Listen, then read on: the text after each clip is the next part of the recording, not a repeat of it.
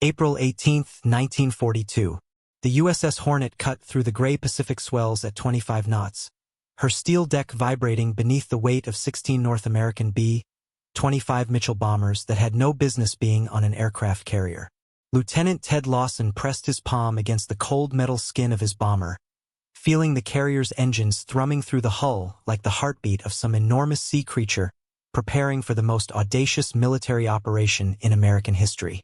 Around him, 79 other airmen went through their pre-flight rituals, knowing that in less than 2 hours, they would attempt something that military aviation experts had declared impossible: launching twin-engine bombers from a carrier deck to strike the Japanese home islands.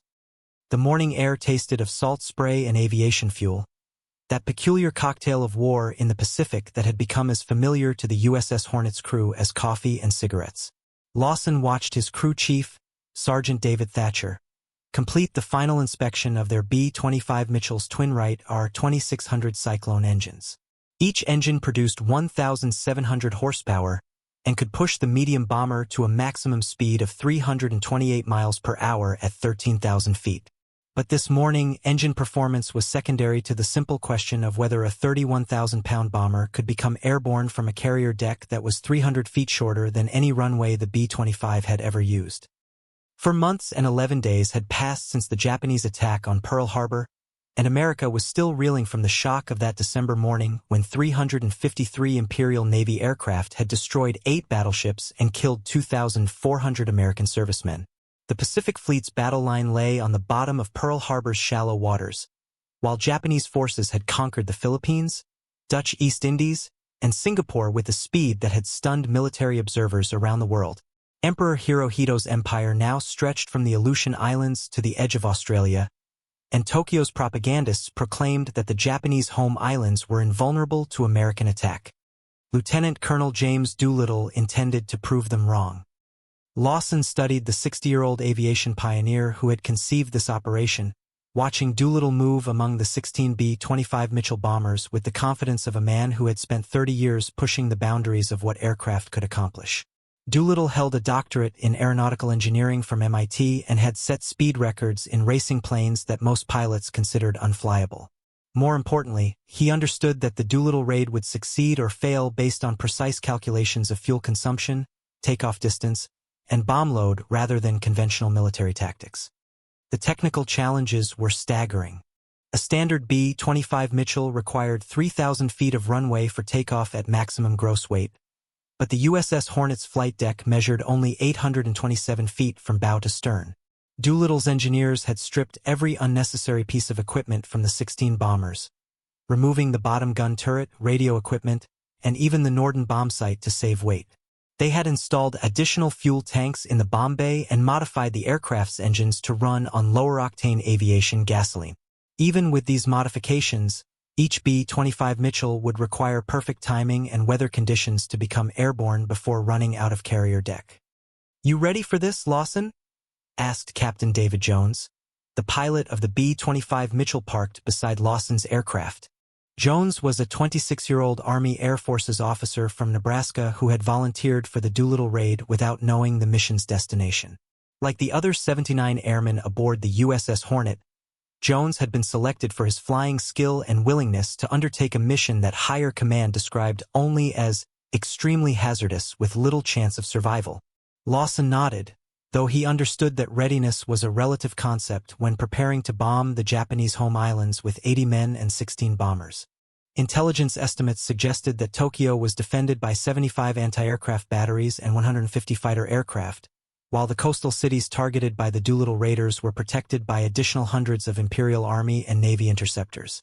The B-25 Mitchell's maximum speed of 328 miles per hour would make it vulnerable to the Mitsubishi A-6M0 fighters that had demonstrated their superiority over American aircraft from Pearl Harbor to the Philippines.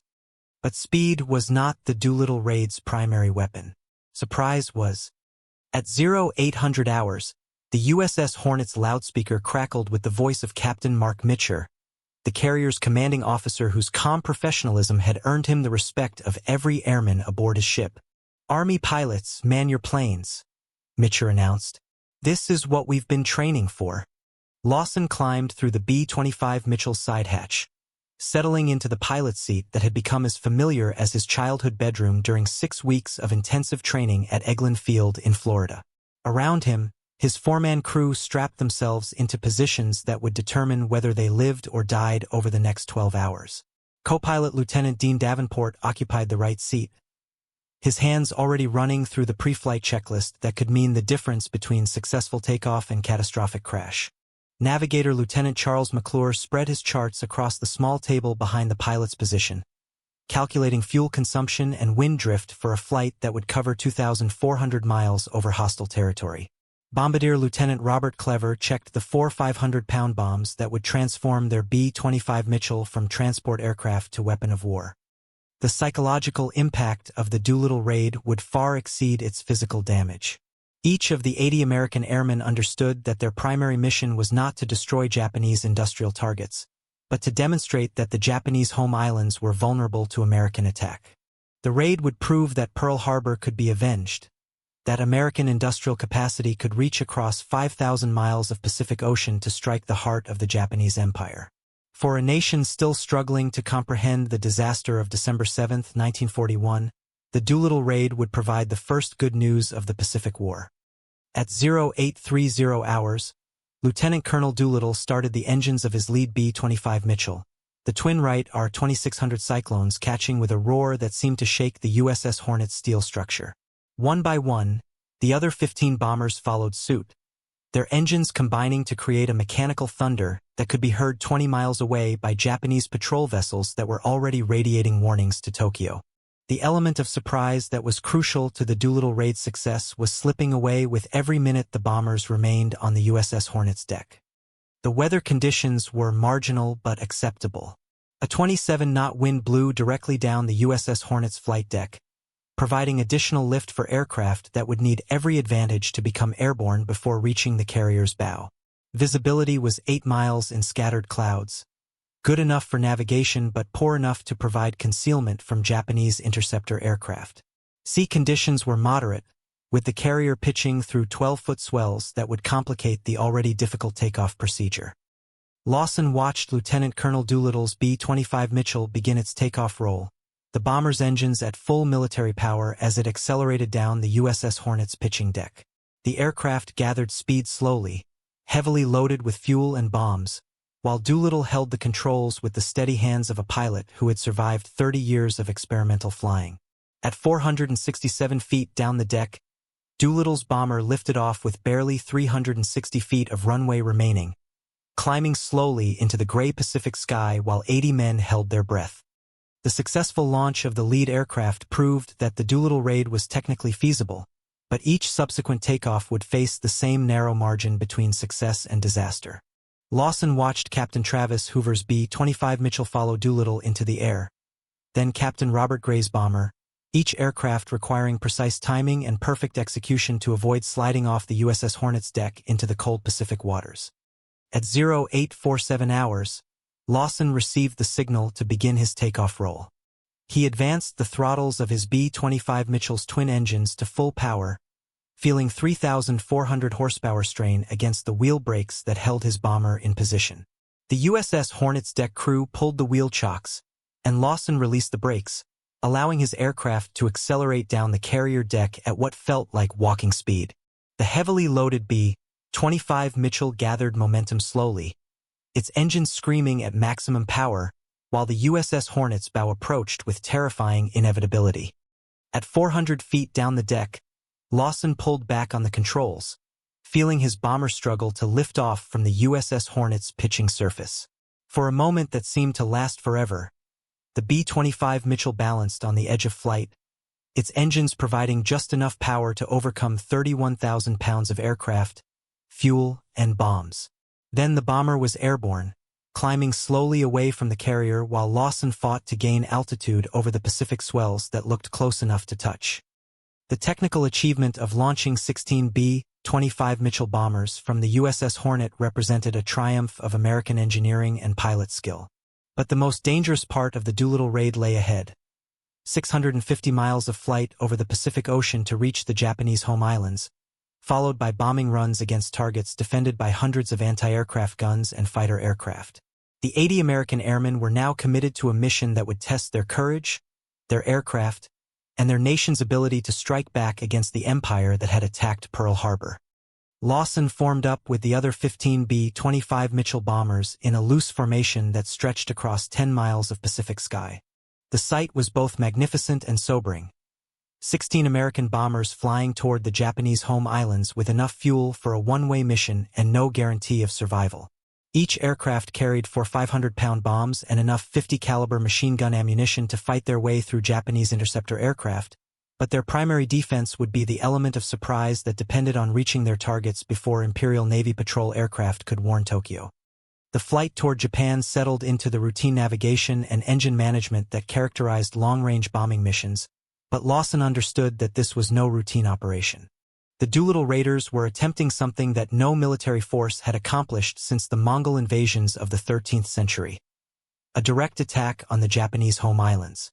The psychological impact would be enormous, regardless of the physical damage inflicted by 32 tons of high explosives distributed among 16 targets in Tokyo, Yokohama, Nagoya, and Kobe. At 1,200 hours, Lieutenant McClure announced their position as 200 miles from the Japanese coast, close enough for the crew to begin their final preparations for the bombing run. Lawson checked his aircraft systems one final time, ensuring that engines, flight controls, and defensive armament were functioning properly. Around him, the other crew members prepared for combat with the methodical precision that separated professional airmen from amateur adventurers. The B-25 Mitchell's twin 50-caliber machine guns were loaded and charged, while Bombardier Lieutenant Clever armed the 4 500-pound bombs that would soon fall on Tokyo. The Japanese coastline appeared at 1,315 hours as a dark smudge on the horizon, growing larger as the 16 B-25 Mitchell bombers approached at 200 feet above the Pacific swells. Lawson could see fishing boats and coastal installations, but no sign of the fighter aircraft that intelligence had warned them to expect. The element of surprise that was crucial to the Doolittle raid's success appeared to be intact, though Lawson knew that Japanese radar stations were probably tracking their approach and scrambling interceptor aircraft to defend the home islands. Flying at 200 feet above the Japanese countryside, Lawson was struck by the peaceful appearance of a nation that had been at war for nearly 5 years. Rice paddies stretched toward distant mountains, while farmers worked their fields with the ancient rhythms that had sustained Japanese civilization for 2 millennia. It seemed impossible that this pastoral landscape was the heart of an empire that had conquered half the Pacific and killed thousands of American servicemen from Pearl Harbor to the Philippines. But the Doolittle raid was not about the peaceful farmers working their rice paddies. It was about demonstrating American resolve to the military leaders in Tokyo who had believed that distance and geography made the Japanese home islands invulnerable to attack. The sight of 16 American bombers over the heart of the Japanese Empire would shatter that illusion and force Emperor Hirohito's government to divert military resources from offensive operations to home defense. Tokyo appeared ahead as a vast urban sprawl that stretched to the horizon, the largest city in Asia and the political center of the Japanese Empire. Somewhere in that sprawling metropolis, Emperor Hirohito and his military advisors were probably receiving the first reports of American bombers approaching the capital. The psychological shock would be enormous, regardless of the physical damage inflicted by the Doolittle raid's limited bomb load. At 1,330 hours, Lawson began his bombing run against the Kanoegafuchi district of Tokyo, where intelligence had identified industrial targets that contributed to Japanese war production. The B-25 Mitchell's bombardier, Lieutenant Clever, peered through his modified bomb sight at the factories and warehouses below, calculating wind drift and aircraft speed for bombs that would soon explode in the heart of the Japanese Empire. The bombing run required steady flying and precise navigation, while Japanese anti-aircraft guns began to fill the sky with exploding shells. The release of 4 500-pound bombs marked the climax of months of planning and training, but for Lawson and his crew, it was only the beginning of their fight for survival. The B-25 Mitchell climbed away from Tokyo at maximum power, its engines straining to gain altitude, while Japanese fighter aircraft scrambled to intercept the American raiders. The successful bombing of Tokyo had proven that the Japanese home islands were vulnerable to American attack, but the 80 airmen of the Doolittle raid still faced the challenge of escaping from hostile territory with limited fuel, and no friendly bases within range. The flight toward China became a desperate race against fuel consumption and Japanese interceptor aircraft. Lawson pushed his B-25 Mitchell to maximum cruise speed, trading fuel economy for the speed that might allow his crew to reach the Chinese coast before running out of gasoline. Behind them, Tokyo burned with fires that would be visible for 50 miles, while Japanese radio stations broadcast frantic warnings about American bombers over the home islands. As the Japanese coastline fell behind, Lawson reflected on what the Doolittle raid had accomplished in less than 3 hours over enemy territory. 16 American bombers had struck the heart of the Japanese Empire, proving that Pearl Harbor could be avenged and that American military power could reach across any ocean to attack its enemies. The physical damage had been limited, but the psychological impact would resonate throughout the Pacific War, forcing Japan to divert military resources from offensive operations to defend the home islands against future American attacks. The fuel situation became critical as the B-25 Mitchell crossed the East China Sea toward the Chinese mainland. Lawson watched his fuel gauges drop toward empty while calculating the distance to friendly airfields that might already be occupied by Japanese forces. The original plan had called for the Doolittle raiders to land at Chinese airfields controlled by nationalist forces, but Japanese military advances had captured several of the designated fields, forcing the American crews to seek alternative landing sites. At 1,630 hours, with fuel gauges reading near empty, Lawson spotted the Chinese coastline through the afternoon haze. The sight of land was reassuring, but the B-25 Mitchell's engines were already running rough from fuel starvation, and Lawson knew that his aircraft would not reach any prepared airfield. Like most of the Doolittle raiders, he would have to attempt a crash landing in hostile territory, hoping to survive the impact and evade Japanese patrols that were already searching for downed American airmen. The crash landing came at 1,700 hours in a rice paddy 30 miles inland from the Chinese coast. Lawson brought his B-25 Mitchell down as gently as possible, but the impact was severe enough to injure 2 crew members and destroy the aircraft. The bomber that had carried them across 2,400 miles of Pacific Ocean to bomb the Japanese home islands was now a pile of twisted metal and broken dreams. But its crew had survived to become the first American servicemen to attack Japan since the war began. The aftermath of the Doolittle raid would prove its strategic value far beyond the 16 bombers and 80 airmen who had participated in the mission. Japanese military leaders, shocked by the successful American attack on their home islands, would divert crucial resources from offensive operations to defend against future raids. For aircraft carriers and their escorts that had been scheduled for operations against Allied positions in the South Pacific would instead be assigned to homeland defense, reducing Japanese offensive capability at a critical moment in the war. More importantly, the Doolittle raid would force the Japanese Navy to accelerate plans for the Battle of Midway, where Admiral Yamamoto hoped to destroy the American Pacific Fleet and end the threat of future raids against Japan. The Japanese attack on Midway would fail catastrophically, with 4 fleet carriers and their irreplaceable aircrews lost to American defenders who had been warned by code-breaking intelligence. The Doolittle raid would thus contribute indirectly to the most decisive American victory of the Pacific War. For the American people still struggling to comprehend the disaster of Pearl Harbor and the loss of the Philippines, the Doolittle raid provided the first good news of the Pacific War. Newspaper headlines across the country proclaimed that American bombers had struck Tokyo, proving that the Japanese home islands were not invulnerable and that the United States possessed the capability to carry the war to the enemy's homeland. President Roosevelt's statement that the bombers had taken off from Shangri-La added an element of mystery that captured the public imagination and boosted civilian morale during the darkest months of American involvement in World War II. The human cost of the Doolittle raid would prove substantial despite its limited scope. Of the 80 American airmen who had participated in the mission, 8 would be captured by Japanese forces, 3 would be executed, and 1 would die in captivity. The remainder would be rescued by Chinese civilians and nationalist forces, eventually returning to the United States to become heroes and symbols of American determination to win the Pacific War. Lieutenant Colonel Doolittle would be promoted to Brigadier General and awarded the Medal of Honor, while his raiders would receive Distinguished Flying Crosses and promotion for their courage in undertaking a mission that military experts had considered impossible. Lieutenant Lawson survived his crash landing and eventual capture by Japanese forces, spending the remainder of the war in a prison camp where he would be tortured and subjected to medical experiments. His survival, along with that of 71 other Doolittle raiders, would serve as testimony to the courage and determination of the 80 Americans who had risked everything to bomb Japan 4 months after Pearl Harbor. Their sacrifice would not be in vain, as the Doolittle raid would prove to be one of the most strategically significant operations of the Pacific War despite its limited physical impact.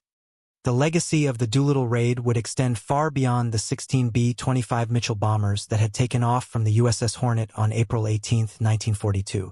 The mission would demonstrate American ingenuity and determination at a time when both qualities were desperately needed, proving that technological innovation and personal courage could overcome seemingly impossible obstacles. The successful launch of twin-engine bombers from an aircraft carrier would lead to advances in naval aviation that would transform the Pacific War, while the raid's psychological impact would force Japan to adopt defensive strategies that would ultimately contribute to their defeat. More importantly, the Doolittle raid would establish the precedent for strategic bombing operations against the Japanese home islands, setting the stage for the B-29 Superfortress campaigns that would devastate Japanese war production and civilian morale in the final year of the Pacific War. The 80 Americans who had volunteered for what they knew was likely a suicide mission would thus become the harbingers of Japan's eventual defeat, proving that American military power could reach across any ocean to strike at the heart of enemy territory. As night fell over the Chinese countryside where most of the Doolittle raiders had crash-landed or bailed out, the 16 B-25 Mitchell bombers lay scattered across hundreds of miles of territory controlled by Japanese forces, Chinese nationalists, and communist guerrillas. The aircraft themselves were total losses, destroyed by impact or deliberately sabotaged to prevent capture by Japanese forces. But the mission they had accomplished would resonate throughout the Pacific War, proving that American ingenuity and courage could overcome any obstacle when properly focused on achievable objectives. The tactical success of launching 16 twin-engine bombers from an aircraft carrier would influence American naval doctrine for the remainder of the war. The USS Hornet's achievement in carrying and launching the B-25 Mitchell bombers would lead to experiments with larger aircraft and modified carrier designs, ultimately contributing to the development of the supercarriers that would dominate naval warfare in the post-war era. The Doolittle raid would thus represent not only a significant psychological victory, but a technical milestone that would advance American naval aviation beyond anything achieved by enemy forces. The strategic impact of the Doolittle raid would become apparent within weeks of the mission's completion. Japanese military leaders, stunned by the successful American attack on their home islands, would accelerate plans for offensive operations designed to establish a defensive perimeter that would prevent future raids against Japan. The attack on Midway would be the direct result of Japanese concerns about homeland security following the Doolittle raid, leading to the devastating defeat of the Imperial Navy's carrier forces and the beginning of American offensive operations in the Pacific. Lieutenant Colonel Doolittle's assessment of the raid would prove remarkably prescient. Despite his initial belief that the mission had been a failure due to the loss of all 16 aircraft, Doolittle would recognize that the Doolittle raid had achieved its primary objective of demonstrating American resolve and capability to the Japanese government and people. The psychological impact of seeing American bombers over Tokyo would far exceed the physical damage inflicted by 32 tons of high explosives, proving that carefully planned operations could achieve strategic objectives that were impossible through conventional military force. The individual stories of the 80 Doolittle raiders would become legends that would inspire American servicemen throughout the Pacific War. Each crew had volunteered for a mission that offered little chance of survival and no guarantee of rescue, knowing only that their sacrifice would contribute to eventual American victory in the Pacific. Their courage under impossible circumstances would set the standard for military operations that seemed technically impossible but were strategically essential for winning the war against the Japanese Empire. The 15 B-25 Mitchell bombers that had followed Lieutenant Colonel Doolittle off the USS Hornet's deck would complete their missions with varying degrees of success, but all would contribute to the raid's psychological impact on Japanese civilian and military morale. The sight of American bombers over Yokohama, Nagoya, and Kobe would prove that no part of the Japanese Empire was safe from American attack, forcing the diversion of military resources that were desperately needed for offensive operations in the South Pacific and Burma. Captain Travis Hoover's B-25 Mitchell, the second aircraft to launch from the USS Hornet, would successfully bomb industrial targets in northern Tokyo before continuing to China, where his crew would bail out near the coast and be rescued by Chinese civilians. Hoover's survival, along with that of most other Doolittle raiders, would provide valuable intelligence about Japanese defensive capabilities and the effectiveness of low-level bombing attacks against urban targets. This information would prove crucial for planning the B-29 superfortress raids that would devastate Japanese cities in 1944 and 1945. The rescue operations conducted by Chinese civilians and military forces would demonstrate the international character of the war against Japan, as thousands of Chinese risked their lives to save downed American airmen despite brutal Japanese reprisals against civilian populations suspected of helping the Doolittle raiders. An estimated 250,000 Chinese civilians would be killed by Japanese forces in retaliation for their assistance to the American crews, proving that the Doolittle raid's impact extended far beyond its immediate military objectives. The technical lessons learned from the Doolittle raid would influence American military aviation for decades to come. The successful modification of B-25 Mitchell bombers for carrier operations would lead to experiments with larger aircraft and specialized carrier designs, ultimately contributing to the development of nuclear-capable attack aircraft that would dominate American military strategy in the Cold War era. The raid would thus represent not only a significant achievement in its own right, but a stepping stone toward air power capabilities that would reshape global military balance. The 16 B-25 Mitchell bombers that had taken off from the USS Hornet would never return to their home base, but their mission would establish precedents for special operations that would become standard practice in modern military forces. The combination of detailed planning, intensive training, technological innovation, and personal courage that had made the Doolittle raid possible would serve as a model for special operations throughout the remainder of World War II and beyond. As the sun set on April 18, 1942, the 80 Americans who had volunteered for the Doolittle raid were scattered across China, either dead, captured, or struggling to evade Japanese patrols that were searching for survivors. But their mission had already succeeded beyond their wildest expectations, proving that American determination and ingenuity could overcome any obstacle when focused on achievable military objectives. The psychological impact of 16 B-25 Mitchell bombers over the Japanese home islands would resonate throughout the Pacific War, forcing strategic decisions that would ultimately contribute to Japan's defeat. The Doolittle raid would be remembered as one of the most audacious military operations in American history, but its true significance lay in the demonstration that carefully planned special operations could achieve strategic objectives that were impossible through conventional military force. The 80 Americans who had risked everything to bomb Japan 4 months after Pearl Harbor would thus become symbols of the determination and ingenuity that would ultimately win the Pacific War, proving that no enemy territory was beyond the reach of American military power when properly applied.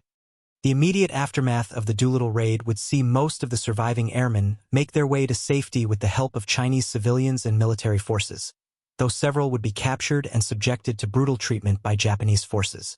The courage and sacrifice of these men would inspire American servicemen throughout the Pacific War, while their technical achievement in launching bombers from an aircraft carrier would advance naval aviation capabilities that would prove decisive in later campaigns.